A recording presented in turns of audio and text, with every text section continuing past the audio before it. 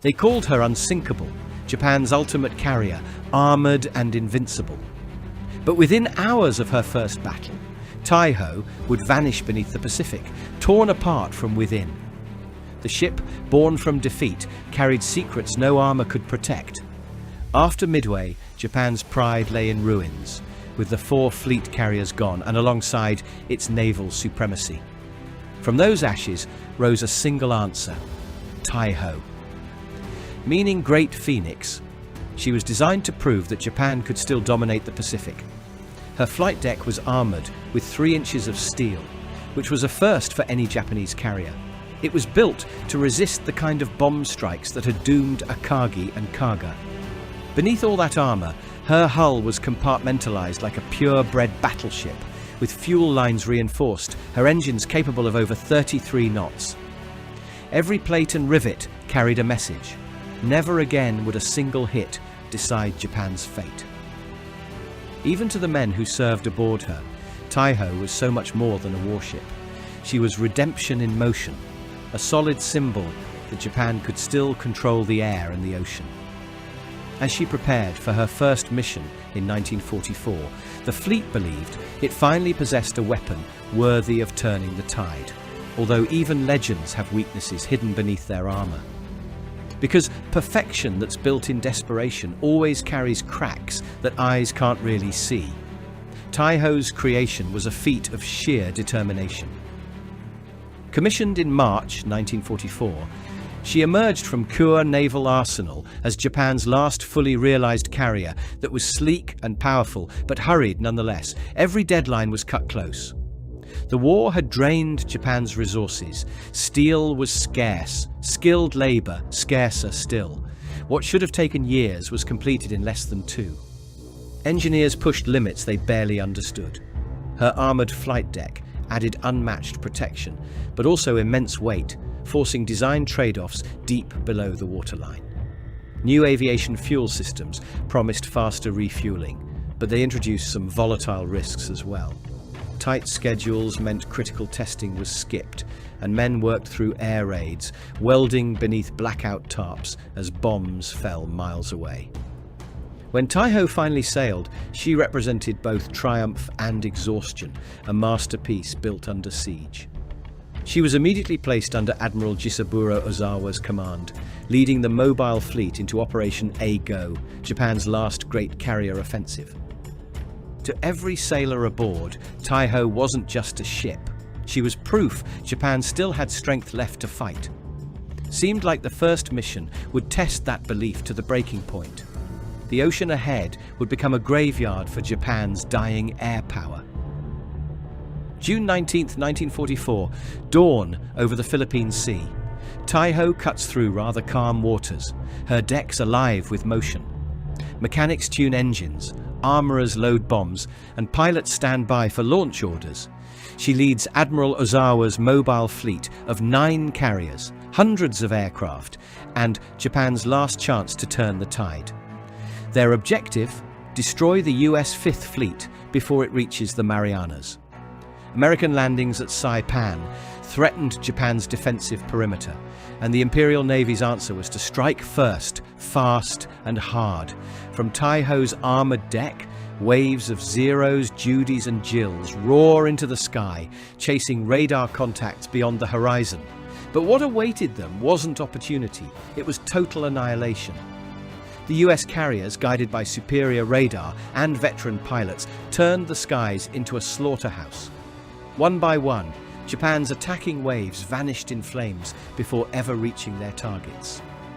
Aboard Taihō, crew members still believed their flagship was untouchable, an unsinkable fortress of steel leading a wounded empire's last stand.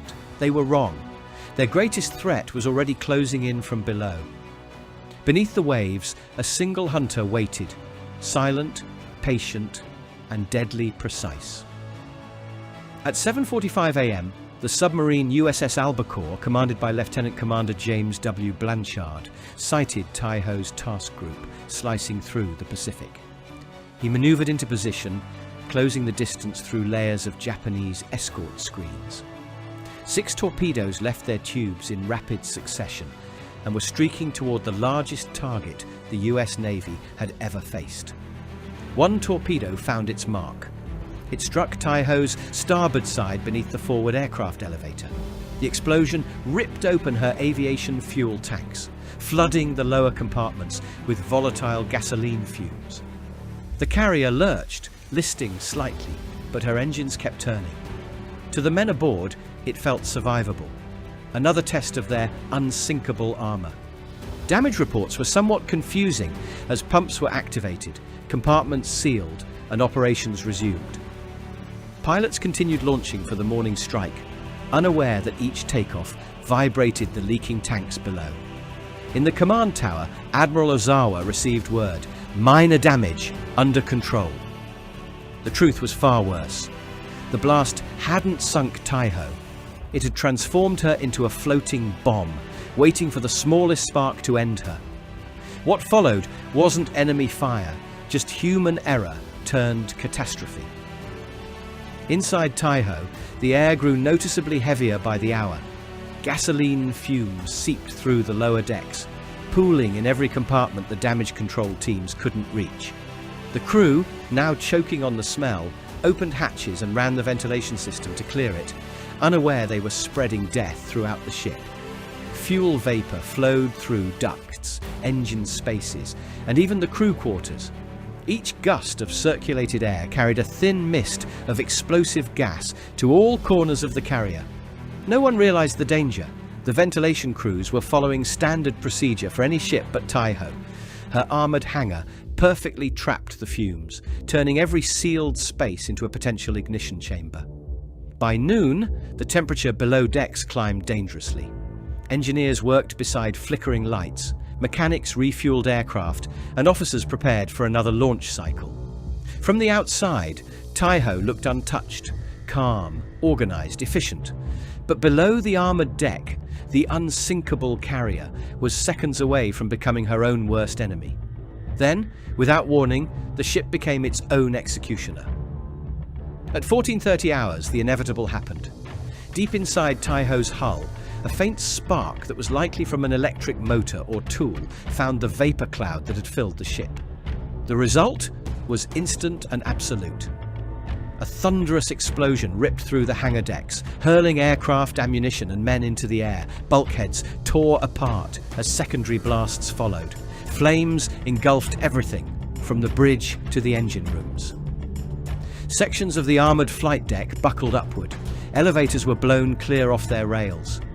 Crew members who survived the initial blast scrambled through darkness and smoke, but there was nowhere to go as every passageway led to fire or flooding. Admiral Ozawa was forced to transfer his flag to another ship. Captain Kaku Takuya stayed behind, refusing to leave until evacuation was complete.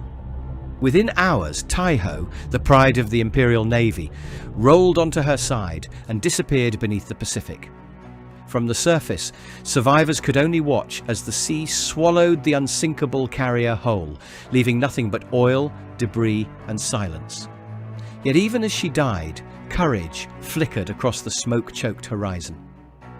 As Taihō burned, Captain Kaku Takuya refused to abandon his post. He moved calmly through the bridge, issuing orders to save as many men as possible. Survivors later recalled his voice steady, even as fire closed in around him. When the final blast tore through the ship, he was still aboard, the last to leave, the first to die. Overhead, returning pilots circled the devastation in disbelief. They had fought bravely in the Philippine Sea, only to find their carrier gone, their home erased in hours. Some ditched nearby to rescue floating crewmen.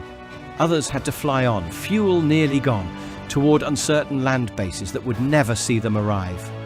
Beneath them, the sea concealed the silent hunters that had made it possible, submarines using depth, current and darkness as their terrain, striking with precision Japan could neither match nor defend against. Taihō's loss wasn't just mechanical, it was spiritual, the breaking of Japan's carrier soul, sunk not by enemy fire alone, but by fate, courage, and the cost of human error.